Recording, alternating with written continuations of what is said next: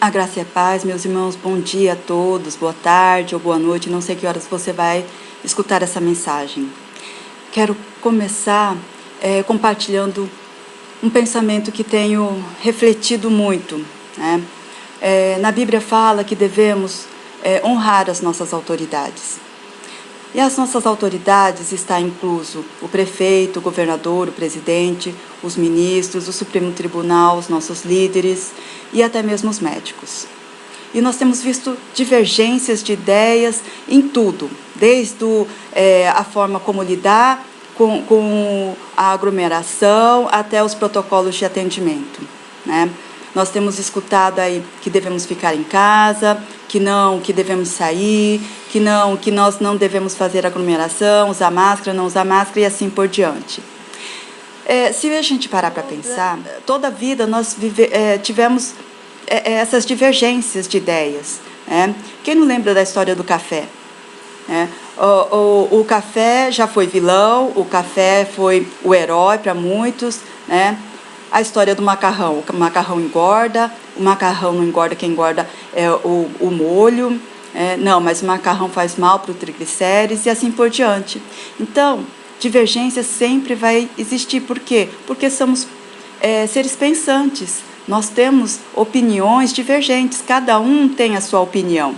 Por causa dessa divergência de ideias, nós vamos criar intrigas, como eu vejo muitas vezes. Nós temos que focar em quem? Em Deus. Nós temos que entender que quando a palavra de Deus diz honrar as nossas autoridades, hoje se está tendo essas divergências, nós temos que honrar as leis. Hoje, o que a lei fala? É o decreto de quem está valendo. Qual o decreto que está valendo? Se é do prefeito, então nós vamos obedecer esse decreto. Se é do governador, vamos obedecer esse decreto. Se é do presidente, então que seja, vamos obedecer. Nós temos que entender que obedecer às autoridades é concordar e cumprir. Se você não concorda, não tem problema, mas não fique estimulando a ira dos outros, né? Nós temos que entender que isso não faz bem. Até porque nós fomos chamados para sermos pacificadores. Eu vejo assim, hoje o que mais tenho recebido no meu celular são mensagens sobre essa pandemia.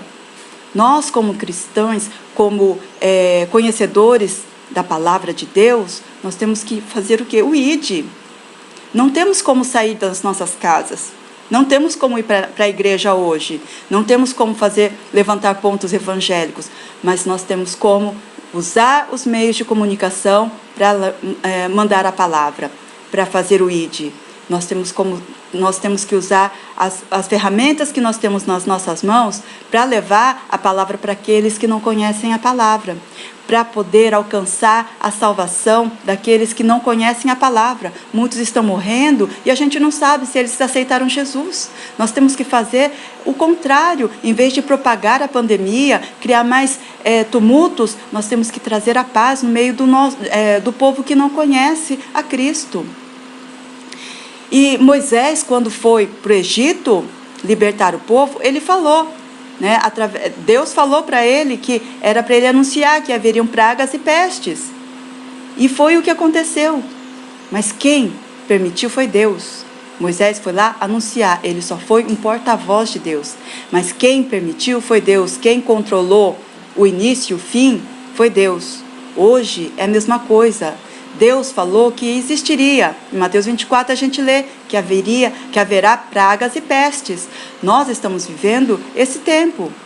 Deus permitiu? Permitiu. Então vai ter um início e vai ter um fim. Nós não sabemos quando que vai ser. E nem por isso nós vamos ficar criando casos. Não, nós temos que o quê? Olhar para a palavra e não para a pandemia. Nós temos que o quê? Exercitar a nossa fé. Exercitar a nossa fé é acreditar. Em Hebreus 11:1 diz: ora, a fé é a certeza daquilo que esperamos e a prova das coisas que não vemos. Quando eu era nova convertida, eu tinha dificuldade. Como que eu vou acreditar naquilo que eu não sei o que é, daquilo que eu não estou vendo? Como que eu vou ter uma esperança da prova do que não estou vendo? Eu tinha muita dificuldade, irmãos, de entender isso. Mas conforme eu fui lendo a palavra, conforme eu fui vivenciando a palavra, conforme eu fui lendo as histórias dos homens, dos heróis da Bíblia, das mulheres virtuosas, das mulheres que fizeram a diferença na Bíblia, eu fui entendendo. Conforme eu fui escutando os testemunhos dos irmãos, eu fui entendendo. Conforme eu fui tendo experiências com Deus, eu fui entendendo essa esperança, essa certeza das coisas que a gente não está vendo. E a palavra de Deus também diz, né, que nós precisamos ter fé. Então, como que a gente começa a ter fé? Como a gente leu agora. Primeiro, a gente vai trabalhar na nossa esperança. Em Lamentações 3, do 21 a 24, diz: quero trazer à memória o que me pode dar esperança. As misericórdias do Senhor são a causa de não sermos consumidos, porque suas misericórdias não têm fim, renovam-se cada manhã. Grande é a sua fidelidade, a minha porção é o Senhor. Diz a minha alma, portanto, esperarei do Senhor. Então, olha só que lindo, nós temos que, como que nós vamos trabalhar nossa esperança? Trazendo à memória aquilo que nos dá esperança. Por quê? Porque aqui a gente vê que as misericórdias do Senhor não nos consumirá. As misericórdias do Senhor não têm fim. As misericórdias do Senhor, elas são infinitas, elas se renovam a cada manhã, né? E ainda diz que a nossa porção é o Senhor. Nós temos que acreditar nisso, nós temos que confiar nisso. Por quê? Porque a nossa esperança é o quê? É a palavra do Senhor. A nossa esperança está em Deus. Nós só vamos entender isso quando nós lemos a palavra do Senhor, quando nós entendemos a palavra do Senhor, quando o Espírito Santo vem e nos convence daquilo que é certo, daquilo que é errado. Isso é trazer a esperança. Quando nós temos um pensamento negativo, um pensamento ruim, um pensamento que abala a nossa fé, nós temos que o quê? Trazer à memória a esperança, aquilo que nos dá esperança. Então, meus irmãos, leia a palavra, coma a palavra, porque a palavra diz que nem só do pão viverá o homem. Então nós temos que comer a palavra, nós temos que saciar da palavra, nós temos que buscar na palavra. O povo que estava lá no Egito, eles viveram, os que viveram obedecendo o que Moisés pregava, saíram ilesos do Egito. Saíram ilesos do Egito, não é? A gente vê, e não foram poucos, foram milhares de pessoas. Estavam homens, mulheres, crianças, idosos, todos saíram do Egito, né? Então, nós temos que também ter essa confiança na palavra do Senhor, nós temos que ter essa esperança na palavra do Senhor. E como que nós vamos confiar no Senhor? Somente acreditando que Deus está no controle. Deus está no controle de tudo. Quando o povo estava lá no deserto, não foi uma semana, 2 semanas que eles ficaram, não, foram 40 anos. E Deus supriu com comida, protegendo do sol, protegendo do frio, né? Não deixando as vestes, né, se perderem ou serem comidas pelas pragas, pelas pestes, nada. Eles tinham tudo o que eles precisavam. Nós estamos vivendo um tempo em que está falando, fiquem nas suas casas. E eu escuto as pessoas falando, mas se a gente ficar em casa, como que vamos trabalhar? O que vamos comer? Como que vamos pagar as contas? Como que vamos sustentar nossa família? Irmãos, Deus sustentou aquele povo em todo o tempo. Deus é o dono de todo o ouro e toda a prata. Nós temos que acreditar, nós temos que confiar nisso. Isso é fazer a prova daquilo que não vemos. Nós temos que colocar isso em prática nas nossas vidas. E eu quero dar um testemunho breve para você, meu irmão. Alguns anos atrás, Deus fechou as portas financeiras da minha família de tal forma que nós não estávamos recebendo nada.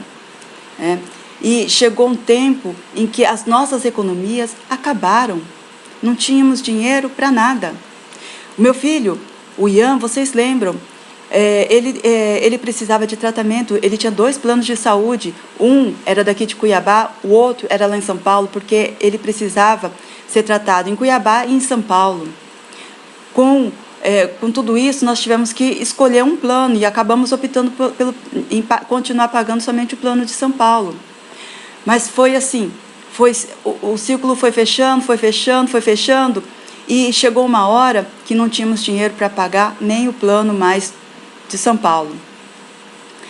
E as coisas foram ficando cada vez mais difíceis, mas eu orava e falava: Senhor, eu sei que no tempo certo o Senhor vai abrir as portas. E chegou um tempo em que não tínhamos dinheiro nem para os medicamentos. E ele tomava muitos medicamentos.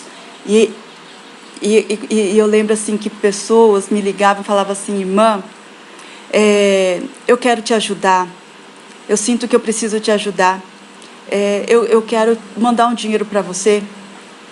Me fala quantos que você precisa.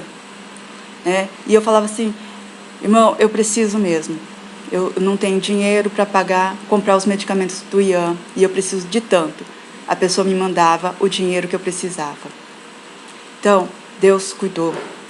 Teve um tempo, irmão, que quando o Ian passou mal e ele precisava ir para a UTI, a gente precisava de uma ambulância particular, porque a ambulância particular leva aonde a gente quer, e ele precisava ir para a UTI, ele não podia ir para qualquer hospital, nem ir para o pronto atendimento, ele tinha que já dar entrada na UTI. E a gente não tinha dinheiro para essa ambulância. E Deus usou uma irmã muito querida mesmo, para nos abençoar. Ela pagou a ambulância e a gente levou o Ian para a UTI. Sabe, eu não precisei pedir. Deus colocou no coração dela e ela chegou e falou: Fabiana, eu vou pagar. E ela pagou. Então Deus foi suprindo, sabe? A luta foi grande, não tínhamos dinheiro para pagar a UTI. O plano estava suspenso, não estava cancelado, mas estava suspenso por falta de pagamento. Mas nem por isso o hospital não deixou de receber o Ian. Por quê? Porque Deus abriu as portas. Deus abriu as portas, ele entrou na UTI, foi bem atendido, fez todos os exames como se o plano estivesse ativo. Nada faltou para o Ian. Durante todo aquele tempo que ele precisou da UTI, ele ficou, fez os procedimentos. Todos através do plano. E digo mais, meus irmãos, naquele tempo, eu não tinha como ficar voltando para casa, fazer comida para os meus filhos, porque o Ian, ele estava muito fragilizado, então eu tinha que ficar ali. Eu vinha para casa rapidinho, tomava um banho e voltava e ficava com ele na UTI. E todo mundo sabe que tem a Hannah e a Mayra. Tinha meu marido também, tem ainda o meu marido, né? E eles tinham que comer. E Deus enviava pessoas todos os dias para trazer o almoço e a janta para eles. Sabe, irmãos? E eram pessoas umas que nem conheciam o Evangelho, umas que nem sabiam das Escrituras, não vivem o Evangelho. E Deus enviou elas para trazer o alimento para minha casa, para minha família. E uma das minhas filhas falou assim: mãe, Deus foi tão bom conosco, que um dia chegou uma pessoa aqui em casa com sacolas e sacolas do mercado, ia tirando as coisas e falava assim: olha, isso daqui é para você, fulana, que eu sei que você gosta, isso aqui é para você, fulana, que eu sei que você gosta, isso aqui é tal coisa, isso aqui. Eram coisas que a gente não estava podendo comprar. E eu vi ali, mãe, o cuidado de Deus conosco. E eu fui muito grata a Deus. Então, meus irmãos, é assim que Deus cuida. Não se preocupe se você não está podendo trabalhar hoje. Confia no Senhor. A palavra de Deus fala que há um tempo para todas as coisas debaixo desse céu. Deus está no controle de tudo. Vamos trabalhar a nossa fé, a nossa esperança. Vamos ler a palavra, vamos meditar nela. Não leia somente por ler, medite na palavra. Medite na palavra. Faça ela a sua comida diária. Porque só assim vamos conseguir trabalhar a nossa fé nesse tempo difícil, irmão. Deus, por tudo, em nome de Jesus, que Ele possa te abençoar neste dia. Amém?